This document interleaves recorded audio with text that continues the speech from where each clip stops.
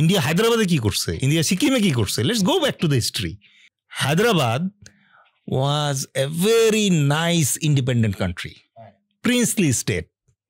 হায়দ্রাবাদের যে প্রধান তাকে বলা হতো নিজাম. নিজাম ইংল্যান্ডকে, তদানীন্তন ব্রিটিশ যে আছে, ব্রিটিশদেরকে সোনার ইট উপহার দিছিলেন. মানে এত ওয়েলদি ছিল তাদের এই ইয়েটা হায়দ্রাবাদ. নাও এই হায়দ্রাবাদ 1947 সালে ইন্ডিয়া স্বাধীন হলো. স্বাধীন হওয়ার সময় তখন কিন্তু অপশন দেয়া ছিল যে আসলে মানে কোন কোন ছোট ছোট কান্ট্রিগুলা কে কোন দিকে যাবে. সো হায়দ্রাবাদের জন্য অপশন ছিল যে তারা চাইলে ইন্ডিয়ার সাথে জয়েন করতে পারে, আবার তারা চাইলে পাকিস্তানের সাথে জয়েন করতে পারে. যেমন আমরা পশ্চিম পাকিস্তান, পূর্ব পাকিস্তান হিসেবে এসেছিলাম. কিন্তু হায়দ্রাবাদের নিজাম চিন্তা করলেন না, we will remain as a independent state. Very interesting. এবং তাদের নিজস্ব মুদ্রা ছিল, জাতিসংঘে তাদের প্রতিনিধি ছিল বিভিন্ন হায়দ্রাবাদের, এবং তাদের বিভিন্ন দেশের রাষ্ট্রদূত ছিল. ওকে, ভেরি ইন্টারেস্টিং. এই হিস্ট্রিগুলো কেউ মানে ইন্ডিয়ানরা জানতে দিতে চায় না. ঠিক আছে, ওকে.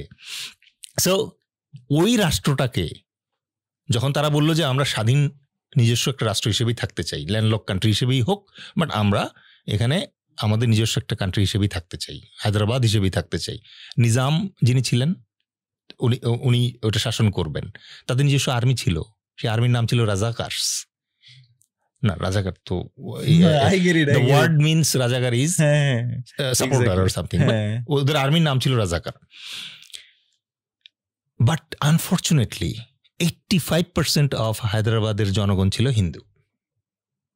ইন্ডিয়া কি করলো? হিন্দুদেরকে তাতায় দিল, বলছো তোমরা আমাদের সাথে জয়েন করো, is a Hindu state. Okay.